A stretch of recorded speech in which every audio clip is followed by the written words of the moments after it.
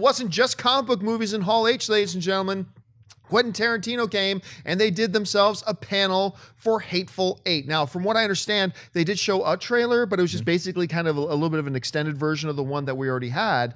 But still, seeing this crew together and Quentin Tarantino on stage at Comic-Con, I know you're a huge Quentin Tarantino fan. What came out of that panel and what stood out to you? Well, the first off, they showed a video, much like with Deadpool, before the panel actually started, with Sam Jackson saying he wished he could be there, and he starts talking about all basically 70 millimeter and talking about how great it was. It's almost like kind of a history lesson about it. And then Quentin Tarantino comes out and he talks a lot about it and talks about how the lenses that they used on it weren't just the same kind that they used for the Ben-Hur chariot scene, but that they were the same lens that they used for Ben-Hur. Like they actually went and dug up the exact same lenses? He said there only exists one, so you have to use those. So he was really big on that stuff. He talked a lot about, there was an interview a few months back about him saying he was going to maybe retire after doing 10 films. Right. He kind of backtracked a little bit, said, look, that's just something I thought might be kind of a cool idea, but, I might go down to 12 or 13, 14, 15 movies. And even, he's a big proponent of film, but he was talking about maybe he didn't even say the word that he would do digital, but he just kind of almost hinted but at that point, maybe I'll do some television or something like that, because he feels like shooting on digital and projecting digital is he called it HBO in public. So he said that he thinks maybe someday in the far, far future that he would work on a television miniseries. And, he was kind of half joking, but I think he's kind of half serious as well. And as far as the movie's concerned, it's the thing that I guess I didn't know coming into it, it's all set in mostly set in one location. So it's kind of like a Reservoir Dogs, where it's you get all these kooky kind of characters together and then they kind of have dramatic tension. It almost felt like a murder mystery to me. Yeah. I don't know. What'd you think, Mark? I was going to say it felt like an Old West version of Clue. And I'm so in on this. And by the way, that opening video you're talking about, if Sam Jackson ever becomes a visiting professor at a university teaching history, take that class. He is hysterical. Quentin Tarantino has so much passion, and it just bled through the entire panel, even through the fan questions. A lot of cool things about these panels come out through fans getting to ask their heroes a question. And one of them asked, hey, would you ever consider doing another Kill Bill? And Tarantino said, hey, I'd be open to it.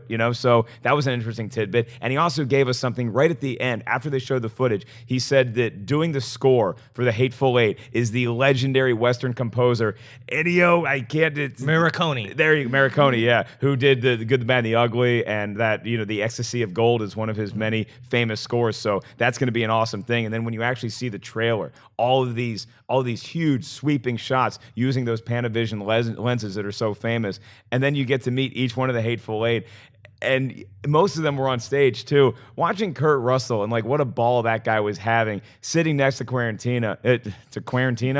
I think it just came up with the best hashtag to shorten Quentin Tarantino's name together. Yeah, but you get to see all these guys hanging out on stage, and then the characters that they leap into on the screen. It was a really neat experience, and this thing comes out Christmas Day only in 70 millimeter, and then it comes out in other 100 formats. theaters or something like that. Right. So this is definitely going to be one of the ones that you want to see as soon as you can get your hands on it. Wendy, your reaction to the Hateful Eight stuff? I was really looking forward to it. It's been a while since we've gotten a Tarantino film, and I'm a fan. So I think the last one was Django. Yep. That was the last Quarantino film. Yes, the right. last Quarantino film. So I felt like I wanted more. And Dennis and I were talking about how it was actually a really long presentation on screen. But I just needed more from the story because they focused so much on each character, and I wanted to see more interaction between the eight. Yeah, it was a lot of setup. It was a long 7 minutes, but it was a lot of just setup. It wasn't a lot of action. They're just kind of setting up who these characters are, and it looks like Jennifer Jason Leigh is kind of the focal point of the storyline. I think Kurt Russell's character is taking her to be hanged, right? And then these other characters kind of get into the mix. And then speaking of the Ennio Morricone stuff, yeah, he did Once Upon a Time in the West. He did some of his most iconic Western themes. And then my favorite use of Tarantino using his songs is in Kill Bill, the first one. He uses that Death Rides a Horse right before the battle at the House of the Blue Leaves. When she comes out, the bride comes out and chops off that one lady's arm and the blood spills out and you can hear the music rising. So the fact that he is going to do an original score for Tarantino, I'm super excited. One of the things that's sensitive to me that I think they're making a mistake on, I wasn't in the panel for this, but I feel like Tarantino and the Weinsteins are making a mistake they're trying to make the 70mm thing a big part of their marketing in this film. Mistake. Nobody cares. Yeah. Nobody cares. I feel like it's like the 1% who have read those back issues of Superman to worry about, does Superman do this in the movie? Because this is the 1% of people who will care about the 70mm stuff. I mean, so I don't mean that means it's a mistake to use it. Yeah. I mean, it's a mistake to try to spend a lot of time making it your big, this is our big gimmick. This is our big look, folks. But nobody will care, I don't think. I also think you're right about Quentin Tarantino. He's not going to stick to this "I'll never shoot on digital" thing. Yeah. He won't. It'll be the same thing as him saying, "I'm not doing any more movies," or him going, "I'm not doing more 10," or him going, "Well, I'm not going to make Hateful Eight anymore." Yeah. Or, well, yeah, sure. But eventually you start to recognize and see, oh, wait, the new media is actually really, really good and really, really easy to shoot with and does some really cool things. And that doesn't mean you don't love the old stuff that you used to do. But I think at some point he will come to his senses and start shooting stuff. And I think it will be in a TV format. I really do. Just hearing him talk about why would I limit myself? If I have to do this format I'm not crazy about, why would I limit myself to telling a story that has to be 2.5 hours when I can do a miniseries that's 8 or 10 hours?